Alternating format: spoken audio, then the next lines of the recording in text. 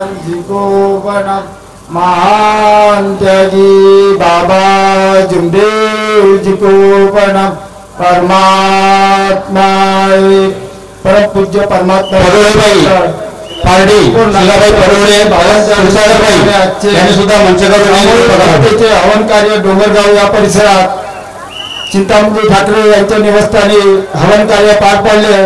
त्यानिमित्त एका भगवत गुणाची चर्चा बैठक डोंगरगाव या परिसरात सुरुवात आहे आणि या चर्चा बैठकीमध्ये सृष्टीचे विधाता बुद्धीचे दाता भगवान बाबा हनुमानजी उपस्थित आहेत। भगवंतांना माझा प्रणाम।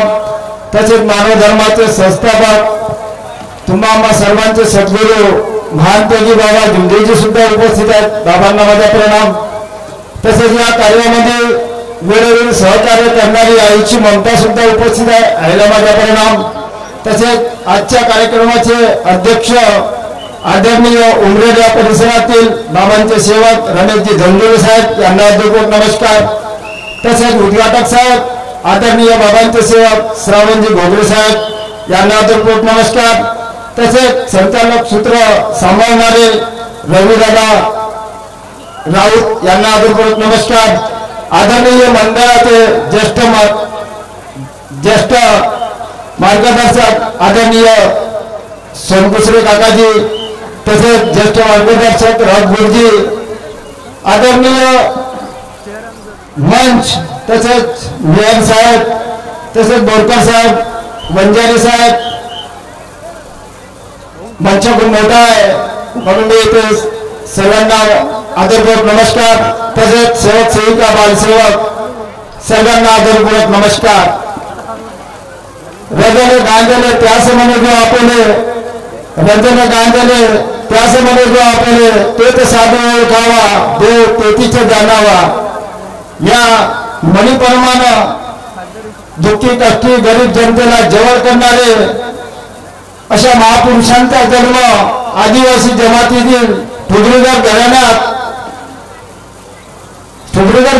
4 भाऊ राहत होते। तांबा, विठोबा, बालाजी आणि या 4 भावाचा परिवार खूप दुःखी परिवार, गरीब, रोज विणकरी करून कसं तरी आपला पोट भरत असे। अशा या परिवारात महान त्यागी बाबा जुमदेवजी 3 एप्रिल 1921 रोजी विठोबा राखली ठुगरीकर यांच्या पोटी जन्माला आले आणि बाबांचे लहानपण फार कमी वयात त्यांनी 12व्या वर्षी विणकरी धंद्याला सुरुवात केली। बाबांना अंगामध्ये त्यांच्या कर्करपणा होता, दयाळू स्वभावाचे होते आणि बाबांना हनुमान चालीसा वाचण्याचा छंद होता। ते प्रायमरी शाळेत शिकत असताना त्यांना खोलीमध्ये दुर्गम रंगाचा व्यक्ती दिसत असे आणि त्या व्यक्तीला एकच डोळा नेहमी दिसायचा आणि बाबांना रात्र दिवस घरी पैशांनी म्हणून बाबांनी 12व्या वर्षी विणकरीचा धंदा सोडून दिला आणि विणकरी धंद्याला सुरुवात केली। पण विणकरी धंदा चालत नसे।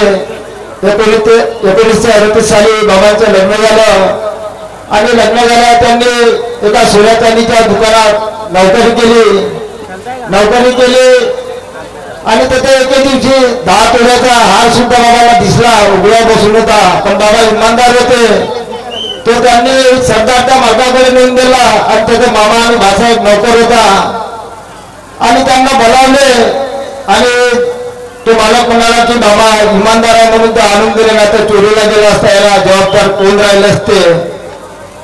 आणि त्या घरातील लोक बाबांना इमानदार म्हणून पाहू लागले। त्याच्यानंतर बाबांना वाटलं की ही परिस्थिती राहील कशावरून, मी नौकर माणूस, उद्या मला भाषाच्या पक्ष घेऊन बदनाम करतील आणि सत्य जपून ठेवण्यासाठी बाबांनी ते सुद्धा नोकरी सोडली। त्यानंतर बाबांच्या सासऱ्यांनी सोमाजी बोर्डे यांनी त्यांना विणकरी धंद्यात घेऊन त्यांना नोकरी दिली। त्यानंतर दिगोरी बाबांनी 2-3 ठिकाणी नोकरी केली, पण बाबांना जिकडे तिकडे बेमानी दिसू लागली। 1933 साली बाबांच्या घरी खूप असं दुःख होतं आणि परिवारात शांतता नव्हती त्यावेळी बाबाच्या वडिलांनी एक घर विकत घेतलं झुमके सावरकर आणि घरापासून सांगितलं की तुम्ही हे घर घ्या नको. एक मुसलमान त्या घरात येताबरोबर मरण पावला आणि बाबांना वाटलं की आपले गुरु बाबाच्या वडिलांना वाटलं की आपले गुरु यादवराव महाराज यांच्या हाताला होम अर्चना करू आणि सुखात राहू. ते म्हणतात ना आगीतून निघून फुफाटात पडणे म्हणजे चांगल्या घरातून चांगल्या घरात जाणे. पण होम अर्चना केली पण काही फायदा झाला नाही. सारखे स्वप्न विकार पायरीवर चालतो असे खूप असे भूताचे प्रकार चालू होते. बाबांचे वडील खूप यांनी प्रयत्न केले पण त्यांना यश आले नाही. आदरणीय बाबांचे सेवक नागपूर या परिसरातील मार्गदर्शक ओमराजजी जिचकर साहेब आपल्या स्टेजवर स्थान ग्रहण करतील अशी मी त्यांना विनंती करतो. बाबांच्या वडिलांनी खूप असे प्रयत्न केले पण त्यांना यश आले नाही. 1945 ची गोष्ट आहे. बाबा हनुमानजीला विनंती करत असे की आमच्या घरी काहीतरी योग्य आणि दुःख दूर करा आणि त्या म्हणीप्रमाणे एके दिवशी बाबांचा भाऊ मारुतराव घरी झोपला होता आणि बाबा बाहेर बसले होते. बाबा जेव्हा बाहेरून घरात गेले तेव्हा मारुतराव उठून बसला होता. तेव्हा बाबांनी विचारले की तू का बसला आहे. तेव्हा मारुतराव म्हणाले की मला कोण उठवलं आणि माझे पाय कोण हलवले. बाबा म्हणजे आता चालू घरात तर कोण नाही मग तुझे पाय कोण हलवणार आहे. बाबांना काहीतरी विचित्र वाटलं आणि योग मागल्याप्रमाणे त्यांना एक साधारण व्यक्ती भेटला आणि त्याच्या ते परमेश्वरी कृपात त्यांना समजून सांगितली आणि त्या मारुतरावांना तीर्थ करून गेलं. त्या तीर्थामध्ये आराम झाला. त्यानंतर बाबांनी 4 भावाची 5 भावाची मीटिंग घेतली आणि भावांना सांगितलं की या मंत्राने आपल्याला त्या परमेश्वराला जागवायचं आहे.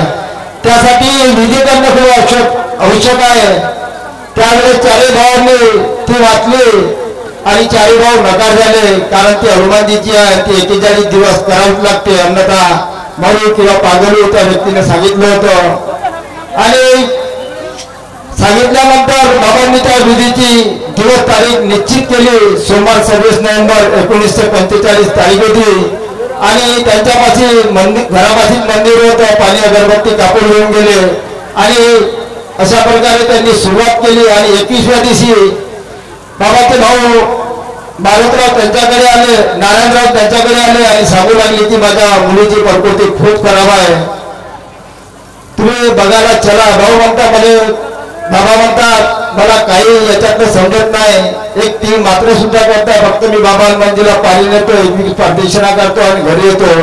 तू काय करू नको म्हणते, तू तिला पाहून घे. आणि पाहिल्याच्या नंतर बाबा जेव्हा त्यांच्या घरी जाते ते मुलगी रक्ताने अशी भरभरली राहते. एक थेंब असं तिच्या शरीराला किंचित सुद्धा रिकामा भाग दिसत नव्हता, पुरा मुंग्यांनी वापला होता. तेव्हा बाबांनी सांगितलं की आपण जी विधी करीत आहोत हे फार कठीण आहे आणि आपल्याला परमेश्वर विधी करू येणार नाही. त्यावेळेस बाबांना विचार आला आणि 22व्या दिवशी बाबा मंदिरात गेले आणि भगवंताला प्रश्न केला की हनुमानजी, हे बाबा हनुमानजी तुम्ही माझ्यावर फार आपत्ती आणून ठेवली आहे. मी आपल्यास विनंती करतो प्रथम मला आपल्या चरणी विलीन करा, अन्यथा त्या मुलीला मुक्त करा. आणि जेव्हा 23व्या दिवशी बाबा पहाटे आपल्या घरी बसले होते तेव्हा ते मुलगी ती आपल्याच घरी अंगणात खेळत होती. अशा प्रकारे 18 डिसेंबर रोजी भगवंताने बाबा विषयी जे श्रद्धा आणि प्रेम पाहून त्या भगवंताने बाबाला प्रसाद दिला आणि 6 जानेवारी 1946 एका भगवंताची बाबांनी प्राप्ती केली. आणि बाबांनी आपल्याला खूप असं दौरे केले. बाबांनी 4/12/1990 धोपड्या गावी सत्यमर्यादेची भीक मागली. बाबांनी मानवसेवा ही ईश्वर सेवा हा संदेश दिला. भगवंताने बाबांना बेमान सुद्धा म्हणलं, मैं सबका भगवान से तुम ये का ढूंढ रहा है, मैं 24 घंटे तेरे पास हूँ, सब में छूट जाऊंगा, तेरा शरीर मुक्त हो जाएगा. त्यानंतर बाबांनी एक संदेश दिला, हे मानव तू जाग जा, तूफान आने वाला है, जो जागेगा सो पाएगा, जो सोएगा वो खोएगा. सत्य मर्यादा प्रेम जीवन की सफलता है, जो 4 तत्व 3 शब्द अपनाएगा वो अनाई भगवान को पाएगा. असे बाबांनी खूप असं अंधश्रद्धा आपल्या या मार्गातून पुन्हा या जादूटोणीला मूठमाती दिली आणि कायमची नष्ट केली. या मानव धर्मासाठी बाबांनी केले रक्ताचे पाणी, ध्येय जिजवले चंदनावाली. बाबा जुंदगी सारखे होणार नाही बोली असे मानकार्य बाबांनी केले. माझ्या बोलण्यात काही चुकून झाली असेल तर मी भगवंतांना मानते की बाबा जुंदीजींना वाराणसी यायला आलेल्या सर्व आदरणीय पाहुण्यांना, सेवक सेविकांना सर्वांना आपले 2 शब्द पूर्ण करतात. सर्वांना आदरपूर्वक नमस्कार.